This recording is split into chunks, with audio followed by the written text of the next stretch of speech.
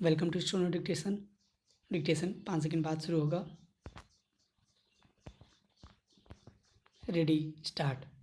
सभापति महोदय, इस समय जबकि हमें अपने नेताओं के अनुभव और बुद्धिमत्ता की आवश्यकता है, यह दुर्भाग्य की बात है कि अपने ज्येष्ठ राजनायकों में से अत्यंत प्रमुख और लगन वाले एक राजनायक को हमने खो दिया है। बड़े दुख के साथ मैंने यह सुना कि बड़े सवेरे कल श्री अयंगार की मृत्यु हो गई। अपने पूरे जीवन में उन्होंने अनेक उच्च पदों को दुर्लभ योग्यता से सुशोभित किया था। अपने स्वास्थ्य तथा अपने आराम का, जिसके कि वह पूरी तरह अधिकारी हो चुके थे, विचार न करके वे अपने जीवन के अंतिम दिनों तक देश और जनता की सेवा में लगे रहे। जब कोई भी कठिन समस्या हमारे सामने आती थी तो सरकार में उनके सहकारी उनकी परिपक्व बुद्धिमत्ता पर निर्भर करते थे। उनकी मृत्यु देश और हम सबके लिए भारी हानि है। जबकि हम नवीन और समृद्ध भारत का निर्माण करने में तथा उन लाखों लोगों को सुख सुविधा पहुंचाने में लगे हुए हैं जिन्हें दरिद्रता के अभिशाप से भूतकाल में काफ़ी पीड़ित रहना पड़ा। संसार की समस्याएं हमारे सामने बलात् आ खड़ी होती हैं और हम न तो उनसे बच सकते हैं और न अपने को उनसे अलग रख सकते हैं। मेरी सरकार की अन्य देशों के मामलों में हस्तक्षेप करने की लेस मात्र भी इच्छा नहीं है, किंतु स्वतंत्रता के साथ साथ अनिवार्य रूपेण भारत पर जो जिम्मेदारी आ पड़ी है उसको तो इसे निभाना ही है। जैसा कि सर्वविदित है, हमने संसार के सब देशों के प्रति मैत्री और शांति की नीति बरतने का प्रयास किया है।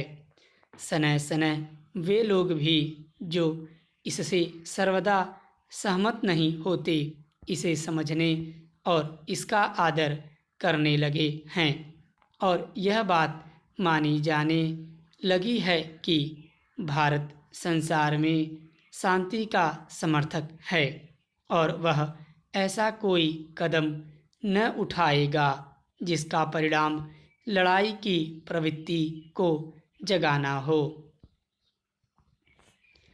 इसी नीति के अनुसरणार्थ मेरी सरकार ने कुछ ऐसे प्रस्ताव पेश किए थे जिनसे उसे यह आशा थी कि कोरिया युद्ध के बारे में समझौता हो जाएगा।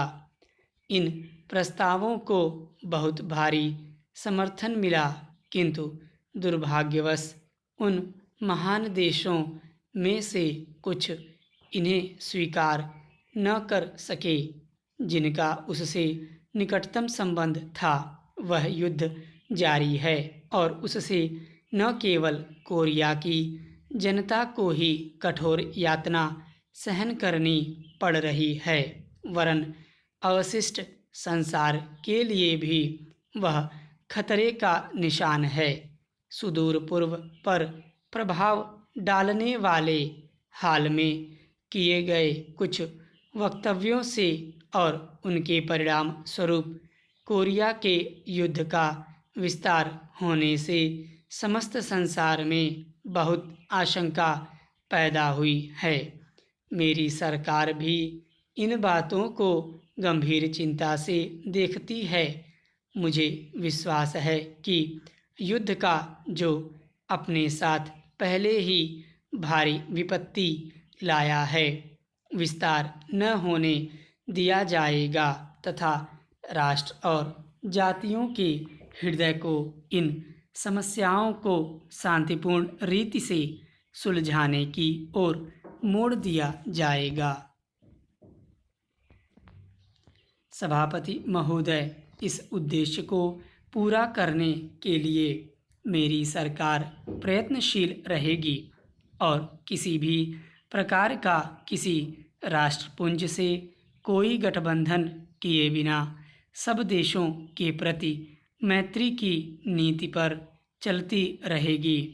अपने देश में जिन लोकतंत्रात्मक तरीकों से हम आबद्ध हैं, उनमें समस्याओं को सुलझाने का शांतिपूर्ण तरीका निहित है। यदि लोकतंत्र को बचाए रखना है तो अंतर्राष्ट्रीय क्षेत्र में भी शांति का वातावरण और समझौते की प्रवृत्ति अपनाई जानी चाहिए।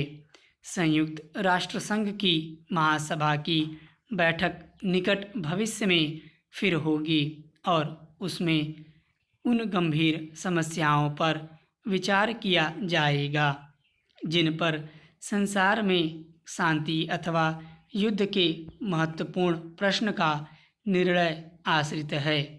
मेरी यह हार्दिक आशा है कि वे महान राष्ट्र जिनके प्रतिनिधि वहां इकट्ठे होंगे, संयुक्त राष्ट्र संघ के घोषणा पत्र में समाविष्ट उद्देश्यों के परिपालन तथा समझौते की प्रवृत्ति को बढ़ाने का प्रयास करेंगे। अफ्रीका महाद्वीप में जो उपनिवेशवाद का आज भी सबसे बड़ा अड्डा है, हालत पहले से खराब हो रही है। दक्षिण अफ्रीका में मूलवंशीय प्रभुता के सिद्धांत का खुलेआम ढंढोरा पीटा जा रहा है और पूरी शक्ति से उसे लोगों पर लादा जा रहा है। संयुक्त राष्ट्र संघ ने इस समस्या को तय करने के जो प्रयत्न किए हैं, दक्षिण अफ्रीका की सरकार उनकी अवहेलना कर रही है। मूलवंशीय विभेद के विरुद्ध आंदोलन को जो शांति और अनुशासनपूर्ण ढंग के लिए उल्लेखनीय है, ऐसे कानूनों और सरकारी कार्यवाही द्वारा कुचलने की कोशिश की जा रही है, जो लोकतंत्रात्मक तरीकों और संयुक्त राष्ट्र संघ के घोषणा पत्र में उद्घोषित प्रयोजन की अवहेलना के लिए इससे पूर्व कभी नहीं अपनाए गए। पूर्वी अफ्रीका में आज जो मूलवंशीय संघर्ष चल रहा है, उसे यदि जनता के संतोष के साथ समाप्त न किया गया तो वह अफ्रीका के बहुत अधिक क्षेत्रों में भी फैल जाएगा। अब भी ऐसे अनेक व्यक्ति हैं जो इस बात को नहीं पहचानते कि आज के संसार में मूलवंशीय प्रभुता और विभेद को सहन नहीं किया जा सकता और इनको जारी रखने के किसी भी प्रयास का परिणाम भयानक ही होगा। पश्चिमी और दक्षिण पूर्व एशिया के हमारे पड़ोसी देशों से हमारे संबंध घनिष्ठ और मैत्रीपूर्ण हैं और हम में पारस्परिक सहयोग की मात्रा बढ़ती जा रही है। पाकिस्तान से भी, जिससे कि दुर्भाग्यवश हमारे संबंध कुछ खिंचे से रहे हैं, हमारे संबंधों में कुछ सुधार हुआ है।